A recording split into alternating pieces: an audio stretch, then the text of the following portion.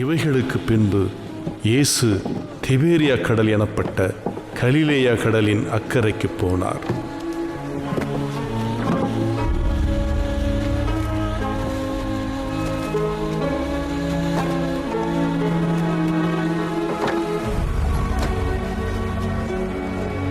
அவர் வியாதிக்காரரிடத்தில் செய்த அற்புதங்களை திரளான ஜனங்கள் கண்டபடியால் அவருக்கு பின் சென்றார்கள்.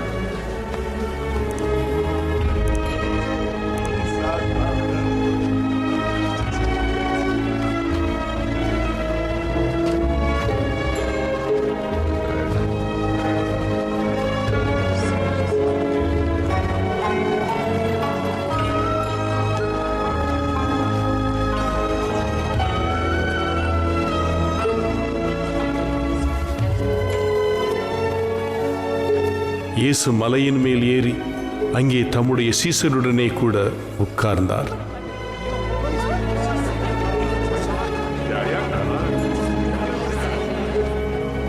அப்பொழுது யூதருடைய பண்டிகையாகிய பஸ்கா சமீபமாயிருந்தது. இயேசு தம்முடைய கண்களை ஏறெடுத்து திரளான ஜனங்கள் தம்மிடத்தில் வருகிறதைக் கண்டு பிலிப்புவை நோக்கி,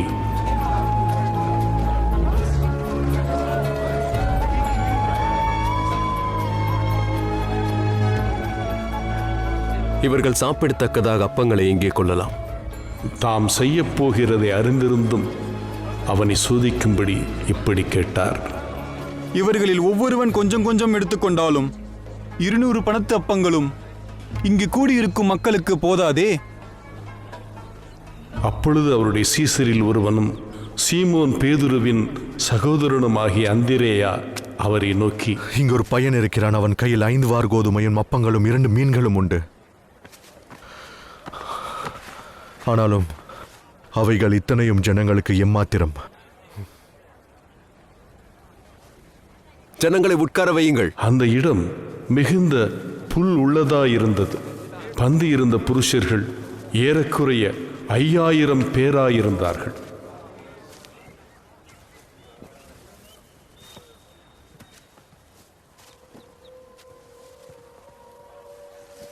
இயேசு அந்த அப்பங்களை எடுத்து ஸ்தோத்திரம் பண்ணி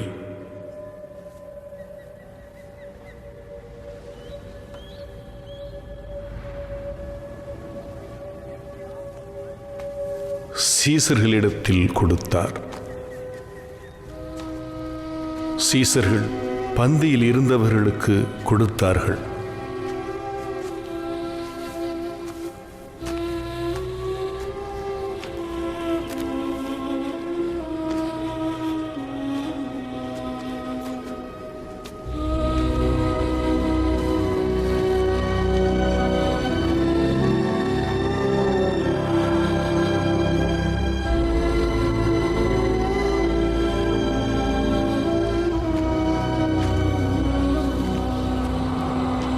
அப்படியே மீன்களையும் அவர் எடுத்து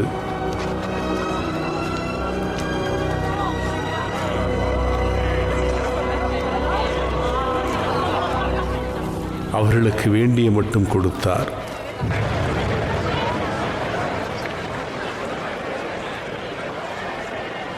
அவர்கள் திருப்தி அடைந்த பின்பு அவர் தம்முடைய சீசர்களை நோக்கி, ஒன்றும் சேதமாய் போகாதபடிக்கு மீதியான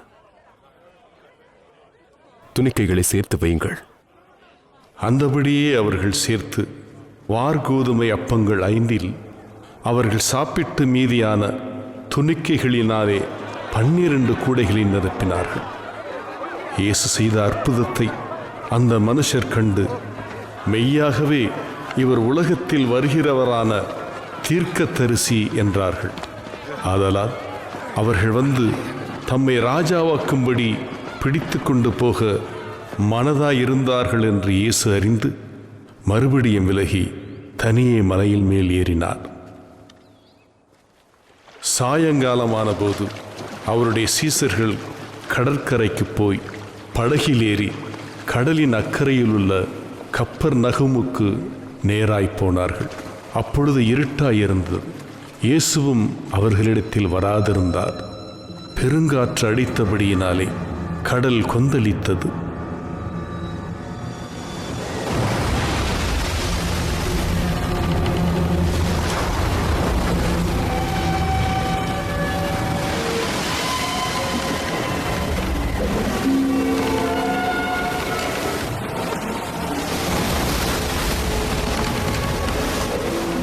அவர்கள் ஏறக்குறைய 3-4 மைல் தூரம் தண்டு வலித்து போன பொழுது இயேசு கடலின் மேல் நடந்து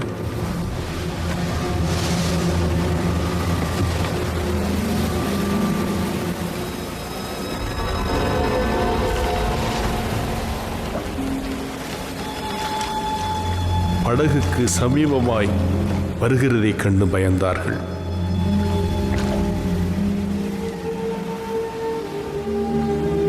நான் தான், பயப்படாதிருங்கள்.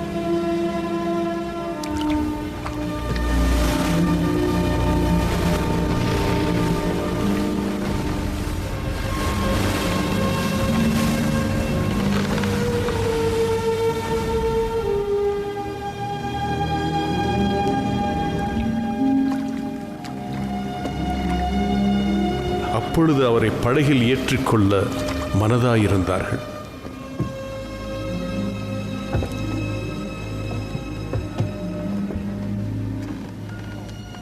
உடனே படகு அவர்கள் போகிற கரையை பிடித்தது.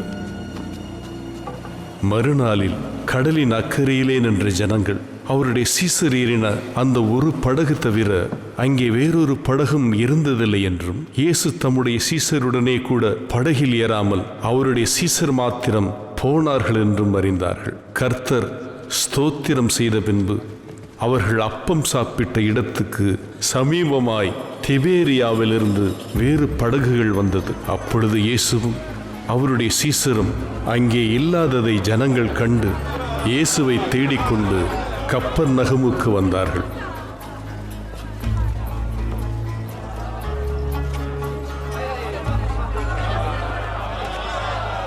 கடலின் அக்கறையிலே அவர்கள் அவரை கண்டபோது, ரபி, நீர் எப்பொழுது இவ்விடம் வந்தீர் என்று கேட்டார்கள்.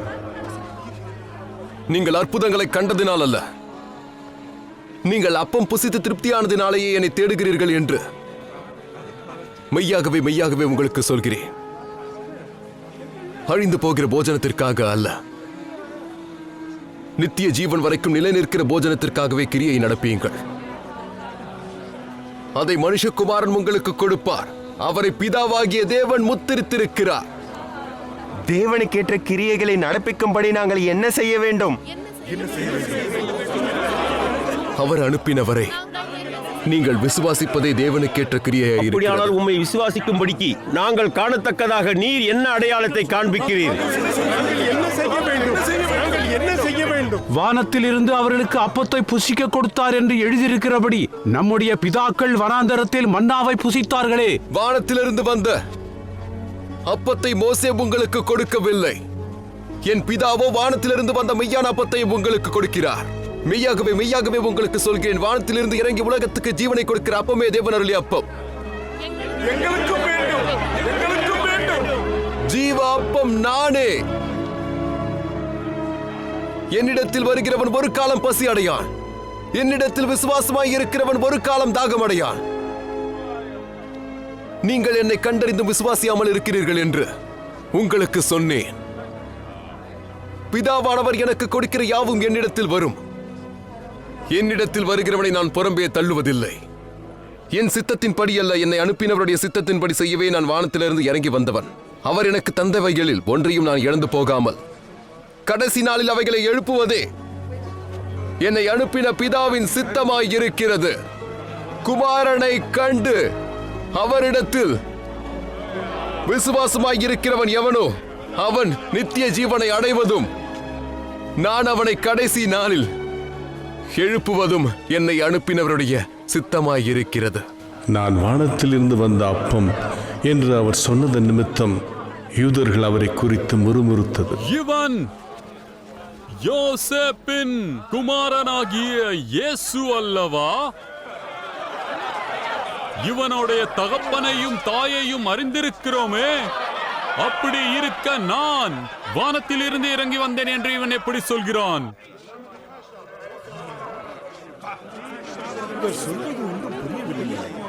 அவர் அப்படி என்னதான் சொல்லுகிறார்?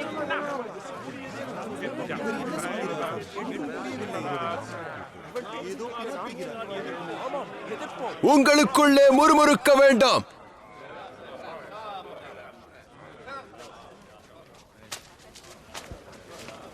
என்னை அனுப்பின பிதா ஒருவனை இழுத்துக் கொள்ளாவிட்டால் அவன் என்னிடத்தில் வரமாட்டான். கடைசி நாளில் நான் அவனை எழுப்புவேன்.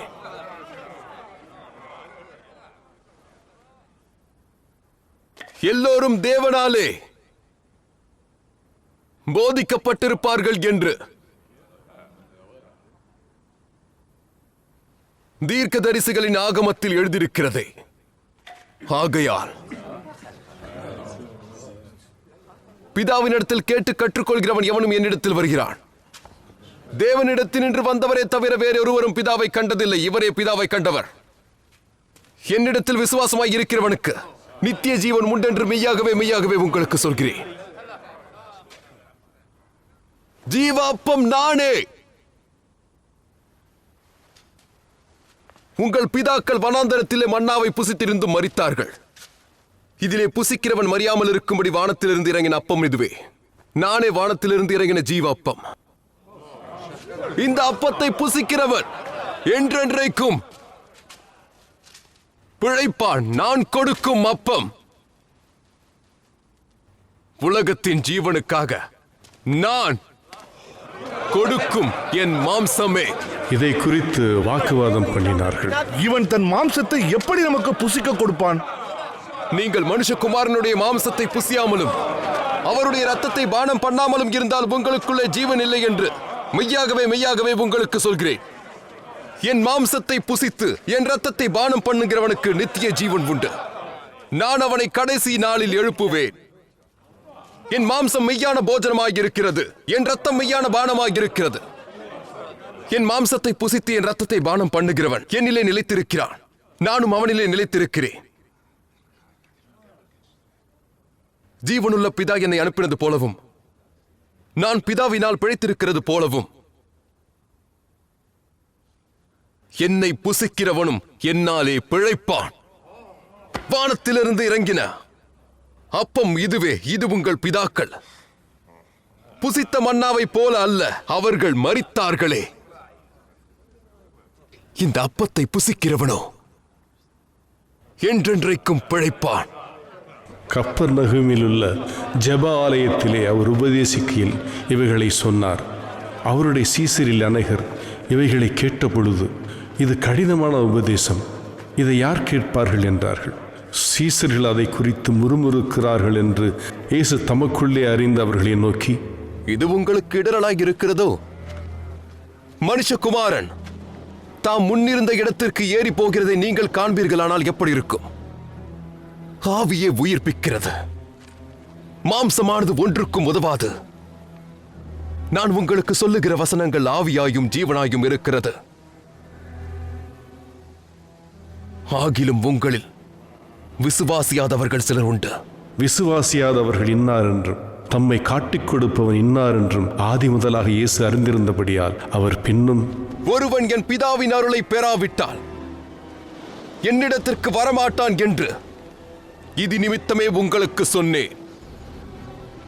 அது முதல் அவருடைய சீசரில் அநேகர் அவருடனே கூட நடவாமல் பின்வாங்கி போனார்கள்.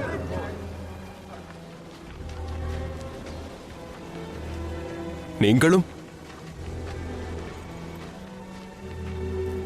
போய்விட மனதாயிருக்கிறீர்களோ? ஆண்டவரே, யாரிடத்தில் போவோம்? நித்திய ஜீவ வசனங்கள் உம்மிடத்தில் உண்டு. நீர் ஜீவனுள்ள தேவனுடைய குமாரனாகிய கிறிஸ்து. நாங்கள் விசுவாசித்து அறிந்திருக்கிறோம். நீர் தேவனிடத்திலிருந்து வந்தவர்.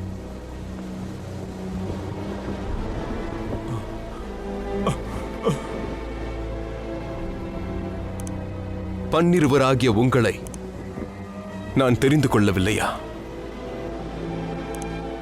உங்களுக்குள்ளும் ஒருவன் பிசாசாயிருக்கிறான். சீமோனின் குமாரனாகிய யூதாஸ் காரியோத் 12 ஒருவனாயிருந்தும் தம்மை காட்டிக் கொடுக்கப் போகிறவனாயிருந்தபடியினால் அவனை குறித்து இப்படி சொன்னார்.